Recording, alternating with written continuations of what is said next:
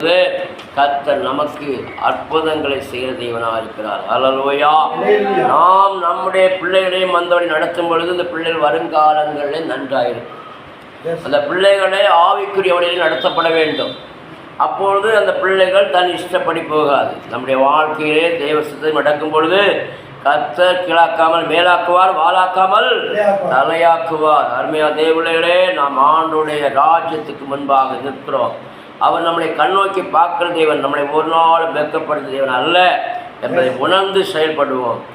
துதிக்கிறேன் துதிக்கிறேன் அப்பா உம்மைதான், போற்றுகிறேன் புகழ்கிறேன் அப்பா உம்மைதான். துதிக்கிறேன் துதிக்கிறேன் அப்பா உம்மைதான், போற்றுகிறேன் புகழ்கிறேன் அப்பா உம்மைதான்.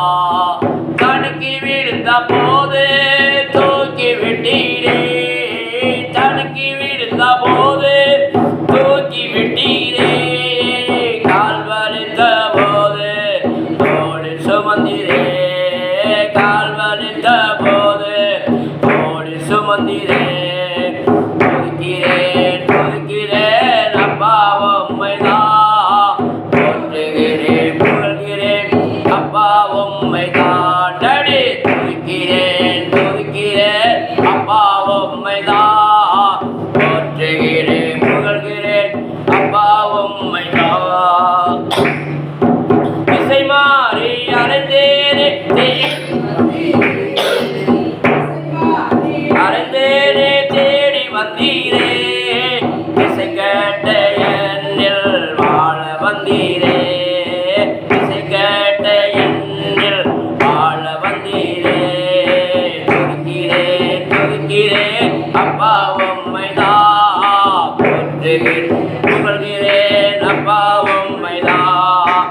துதிக்கிறேன் துதிக்கிறேன் அப்பா உம்மைதான், போற்றுகிறேன்.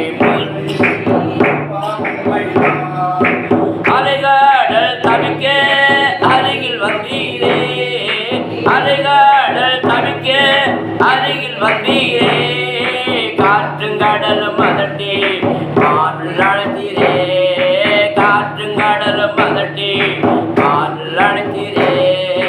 துதிக்கிறேன் துதிக்கிறேன் அப்பா உம்மைதான், போற்றுகிறேன் புகழ்கிறேன் அப்பா உம்மைதான். துதிக்கிறேன் துதிக்கிறேன் அப்பா உம்மைதான், போற்றுகிறேன் புகழ்கிறேன் அப்பா உம்மைதான். திசை மாறி அலைந்தேனே தேடி வந்தீரே, திசை மாறி அலைந்தேனே தேடி வந்தீரே, திசை கேட்ட என்னில் வாழ வந்தீரே, திசை கேட்ட என்னில் வாழ வந்தீரே. துதிக்கிறேன் துதிக்கிறேன் அப்பா உம்மைதான், போற்றுகிறேன் புகழ்கிறேன் அப்பா உம்மைதான். துதிக்கிறேன் துதிக்கிறேன் அப்பா உம்மைதான், போற்றுகிறேன் புகழ்கிறேன் அப்பா உம்மைதான். ஜீவன் இல்லா எனக்கு ஜீவன் நானீரே, ஜீவன் இல்லா எனக்கு ஜீவன் நானீரே, ஜீவ கிரீடம் சூடி அழகு செய்தீரே, ஜீவ கிரீடம் சூடி அழகு செய்தீரே.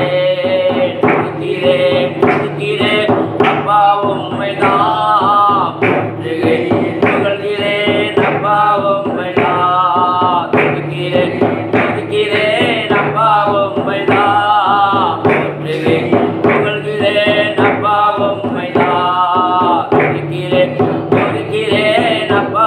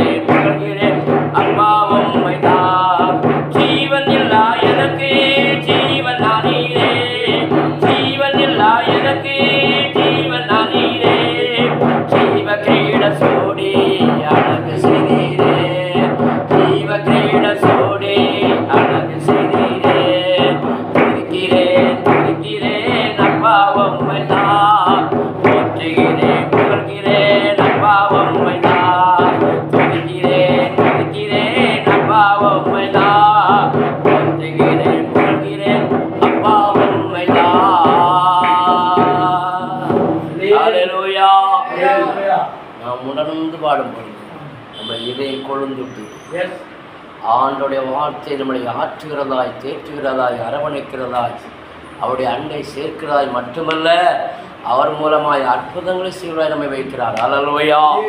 ஏனென்றால் இந்த பாடலாம் ஒரு மனுஷனுடைய வாழ்க்கையில் ஏற்பட்ட சம்பவங்கள். ஆமென். தேவனை அறிந்தும் தேவனை விட்டு பின்னாடி அறிந்துன்னா தேவனை அறிகிற அறிவு இல்லை.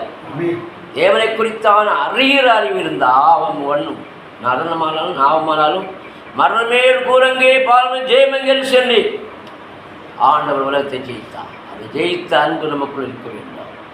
அப்படி நாம் இருக்குமானால் நமக்கு பாடுகள் வரலாம், போராட்டம் வரலாம், பிரச்சனை வரலாம். ஆனால் இயேசு நம்மை விட்டு போக மாட்டார். இந்த பாடுகளை சகிக்கவும், மாடுகளை பலனடையவும், பாடுகளிலிருந்து நம்மளை உயர்த்தவும் கர்த்தர் வல்லவராக இருக்கிறார். அல்லேலூயா. ஏனென்றால் நாம் ஆண்டவருடைய நோக்கி பார்க்கும் பொழுது பலவிதமான நெருக்கங்கள், சோதனை வரும் பொழுதுதான் நமக்கு அந்த பரிசுத்தம் உண்டாகும். பரிசுத்தம் வரணும்னா நம்மளை நெருக்கப்பட வேண்டும். பரிசுத்தம் உண்டாக வேண்டுமென்றால் வார்த்தையை கொண்டு அலங்கரிக்கப்பட வேண்டும். இந்த வார்த்தையை நிலைநிற்கும் பொழுது கர்த்தர் மேன்மைப்படுத்துவார். நம்மளை ஒரு நாள் வெட்கப்படுத்த மாட்டார்.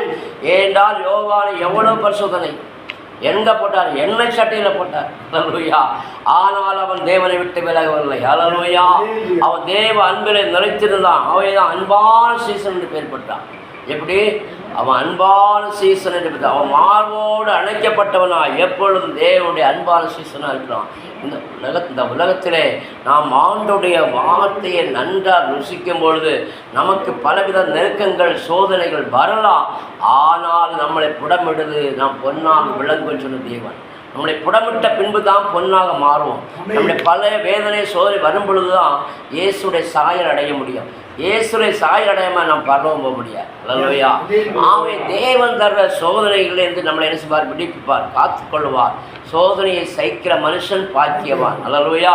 அப்போ அதனை பழக வேண்டும் என்றால் நம்ம அனுதினமோ ஆண்டுடைய வேதத்தை அதிகமாக ருசிக்க வேண்டும், வேதத்தை படிக்க வேண்டும். வேதத்தில் இருக்க வசனங்களை படித்து இணைத்து நினைச்சிட்டுனா அந்த வேத வசனம் நம்மளை ஆர்வப்படுத்தும்.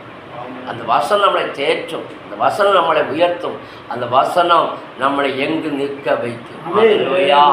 ஆவே நீங்களும் நானும் உயர்வடைவதற்காக நம்மளை நாம் நிதானித்து பார்த்தா எல்லாம் சரியாகிவிடும்.